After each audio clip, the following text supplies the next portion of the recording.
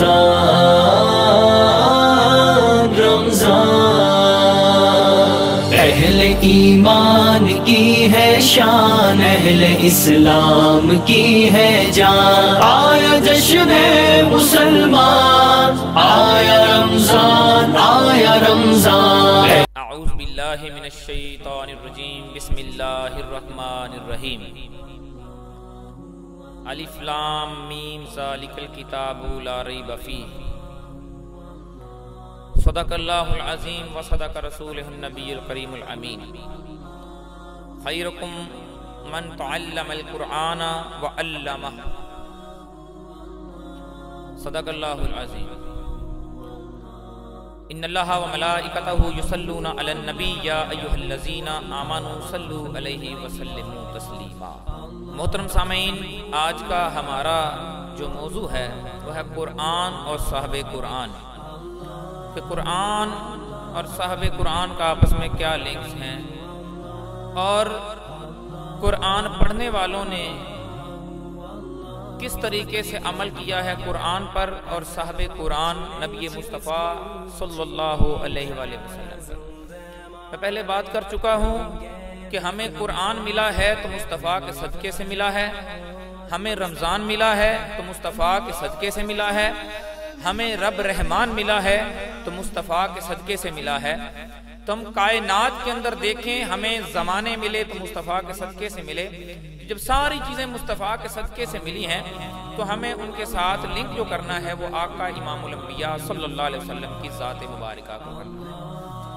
पहली बात मैं करता चलूँ कि अल्लाह के वलियों ने किस तरीके से आकाए दो जहां मोहम्मद मुस्तफ़ा सल्लल्लाहु अलैहि वसल्लम के साथ मोहब्बत की, किस तरह उन्होंने लिंक जोड़े। तो हजरत मौलाना रशीद अहमद गंगोही रहमतुल्लाह अलैह बहुत मायानाज वली गुजरे हैं। एक आदमी हज से वापस आया, आकर कपड़े का कुछ टुकड़ा आपके पास ले आया। जिस तरह आज भी लोग जाते हैं तो रुमाल वगैरह या इस तरह की काफी चीजें लेकर आ जाते हैं।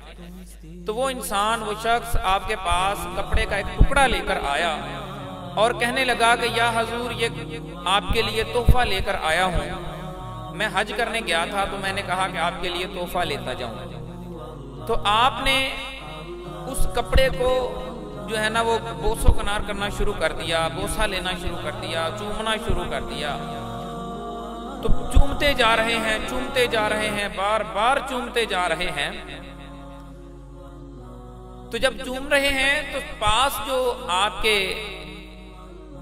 शागिर्द बैठे थे उन्होंने पूछा कि हजरत जी आप इसको चूमते जा रहे हैं, चूमते जा रहे हैं, इसमें क्या ऐसी खासियत है? हो सकता है ये किसी और मुल्क से आया हो, चाइना या किसी और मुल्क से आया हो, तो आप इसको चूमते हुए जा रहे हैं। कहा सजनों, मैं इसको ऐसे ही नहीं चूम रहा, मैं इसको इसलिए चूम रहा हूं कि इसको यार के देश की हवा लगी है। आय हाय, सुभान अल्लाह, सुभान अल्लाह, कि इसको मेरे यार के मुल्क की, मेरे यार के शहर की हवा लगी है, मुस्तफ़ा के शहर की हवा लगी है, मदीने की गलियों के ज़र्रात इसके ऊपर पड़े हैं। मैं इसलिए इस चीज को चूमता हूं, मैं इसलिए इसे चूमता हूं क्योंकि इसके ऊपर, इसके साथ जो निस्बत जुड़ी है वो मुस्तफ़ा की जुड़ी है। तो इसी तरह आपके पास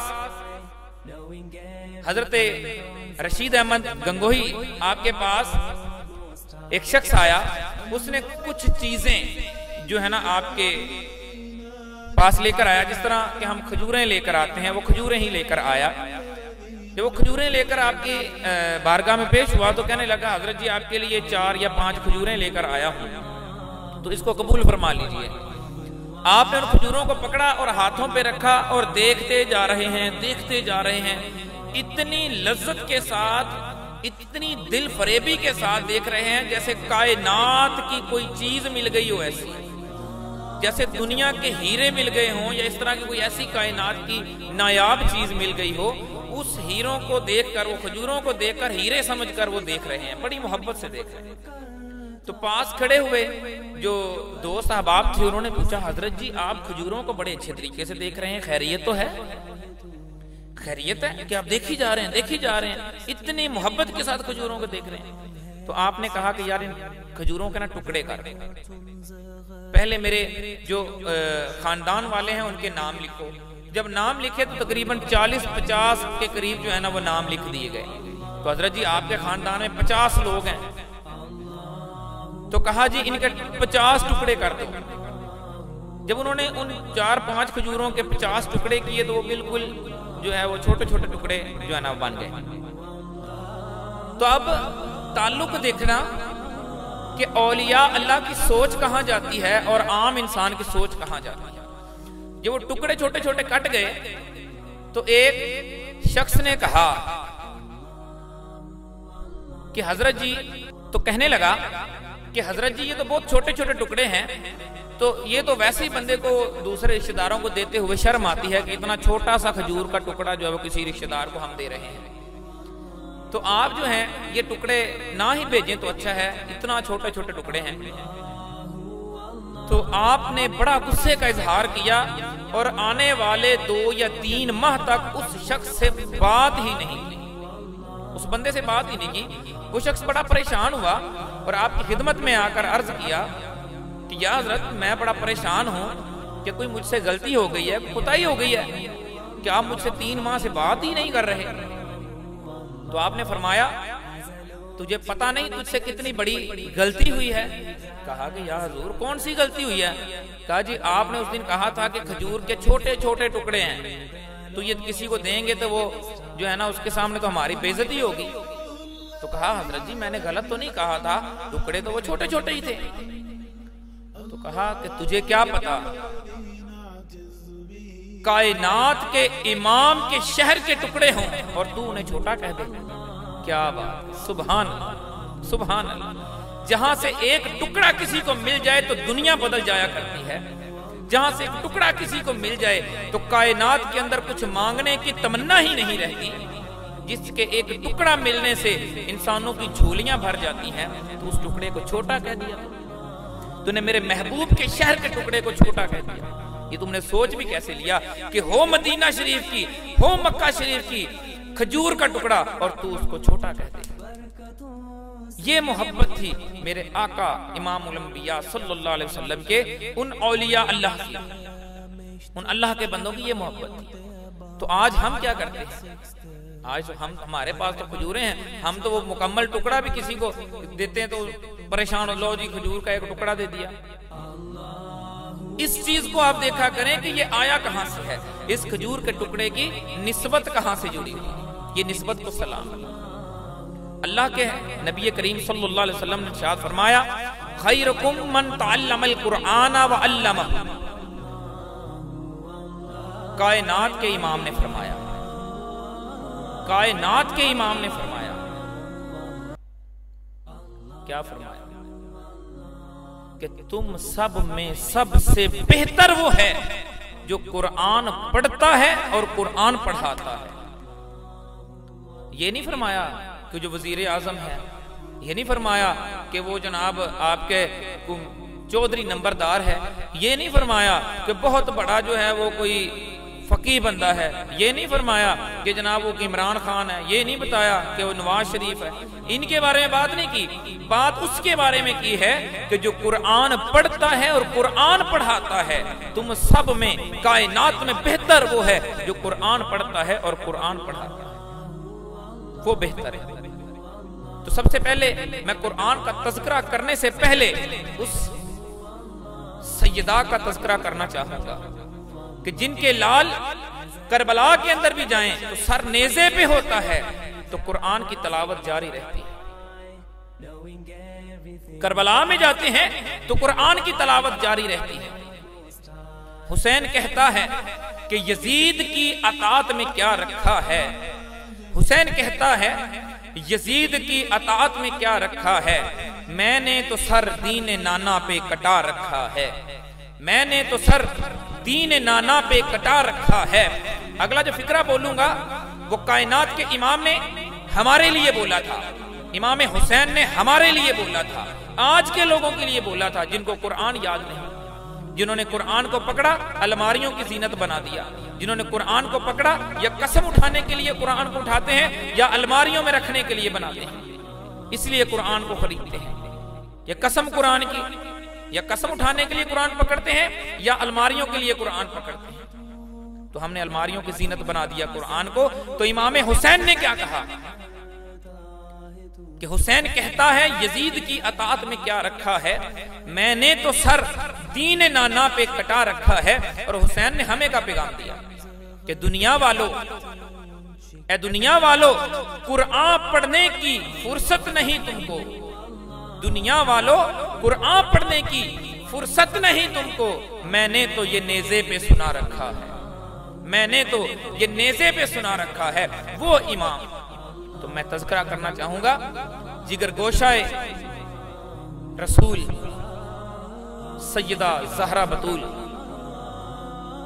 सैयदा तैयबा ताहिरा ज़ाहिदा आबिदा हाफिज़ा कायनात सैयदा कौनैन सैयदा फातिमा ज़हरा रज़ी अल्लाह ताला अन्हा, आपका कि जब आप कुरान पढ़ती हैं तो कैसी लज्जत के साथ पढ़ती हैं, जब आप कुरान पढ़ती हैं तो कैसे पढ़ती हैं, कुरान के साथ कैसी मोहब्बत लेकर पढ़ती हैं, कुरान वाले के साथ कैसी मोहब्बत लेकर पढ़ती हैं, और कुरान उतारने वाले के साथ कैसी मोहब्बत लेकर पढ़ती हैं। हजरते फातिमा ज़हरा रज़ी अल्लाह ताला अन्हा, आपने नमाज इशा अदा की। तो नमाज इशा अदा करने के बाद 2 रकत नमाज नवाफल शुरू कर दी, तो कुरान की तलावत शुरू कर दी। जब कुरान की तलावत शुरू की तो कुरान पढ़ने में इतना मजा आने लगा, इतना सुरूर आने लगा, इतना रशक आने लगा, इतनी शेरनी आने लगी कि पढ़ती ही जा रही है, पढ़ती ही जा रही है, पढ़ती ही जा रही है। सारी रात गुजर गई, सुबह का वक्त हो गया, आजानें शुरू हो गई, आपने सलाम फेरा और दुआ की और रोना शुरू हो गई। कुदरत की आवाज आई, फातिमा रो क्यों रही हो? सुभान अल्लाह, कुदरत की आवाज आई, फातिमा रो क्यों रही हो? सैयदा कायनात फरमाती, रो कर फरमाती हैं, अर्ज करती हैं, मौला तेरी रात इतनी छोटी हो गई कि फातिमा की 2 रकात भी पूरी ना हुई। इतनी छोटी या अल्लाह तेरी रात हो गई कि फातिमा ने रात को नमाज शुरू की तो सुबह हो गई, इतनी जल्दी तेरी रात खत्म हो गई कि मेरी 2 रकात नमाज ही खत्म नहीं हुई। ये है कुरान के साथ मोहब्बत, ये है हजूर के फरमान के साथ मोहब्बत, इतनी मोहब्बत। बड़ी मशहूर रवायत है कि 2 आदमियों की किसी पहाड़ पर ड्यूटी लगा दी गई कि तुम इस पहाड़ पर पहरा दो, कि यहां से तुमने सारी रात हिलना नहीं है, पहरा देना है। तो उन्होंने सोचा तो यार अगर हम पहली रात जागेंगे तो पिछली रात तो हम जो है ना वो थक जाएंगे, तो ऐसा करते हैं तो उस वक्त हमें सोना ना कहीं पड़ जाए। एक शख्स पहले जाग लेता है, एक बाद में जाग लेता है। सुभान अल्लाह, एक पहले जाग लेता है, एक बाद में जाग लेता है। तो पहले जागने वाले ने क्या किया, उसने कहा कहीं नींद ना आ जाए, क्यों ना, फारग भी तो बैठना है, फारग भी तो मैंने बैठना है, क्यों ना 2 रकत अल्लाह के हजूर नफल अदा कर। जब अल्लाह के हजूर 2 रकत नवाफल की नियत की तो नफल पढ़ना शुरू कर दिया, कुरान की तलावत शुरू। कुरान की तलावत में इतना मजा आने लगा, इतना सुरूर आने लगा कि उधर से दुश्मन का हमला हो गया। इधर से वो कुरान की तलावत कर रहे हैं, उधर से दुश्मन तीर चला रहे हैं। तीर चलाते चलाते उसको आकर तीर लगना शुरू हो जाते हैं, उसको नहीं पता कि क्या लग रहा है, तीर लगते जा रहे हैं, लगते जा रहे हैं। तो जब ये होश आया ना कि अब तो तीर लग रहे हैं, कहीं वो ना हो कि मैं गिर जाऊं और जो मेरे ऊपर जो इतना बड़ा ये बात है कि आपने इसको छोड़ना नहीं है, इस मनसब को छोड़ना नहीं है, तो कहीं हम मनसब से ना गिर जाए। तो दूसरे को उठाकर कहता है कि हजरत जी उठ जाएं, हजरत जी उठ जाएं। उसने कहा जी क्यों? कहने लगा जी मैं तो कुरान पढ़ रहा था, इतना मजा आ रहा था कि दुश्मन के तीर लग रहे थे, मुझे पता नहीं चल रहा था। तो अब मुझे महसूस हुआ कि शायद मैं गिर ना जाऊं, हम अपने मनसब से ना गिर जाएं। तो आप उठकर खड़े हो जाएं।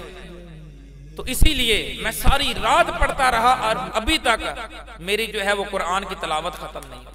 अभी दिल कर रहा था कि मैं इन्हीं 2 नवाफिल को पढ़ता जाऊं, मेरी कायनात के अंदर दुनिया में जिंदगी खत्म हो जाए और ये 2 नवाफिल खत्म ना हो।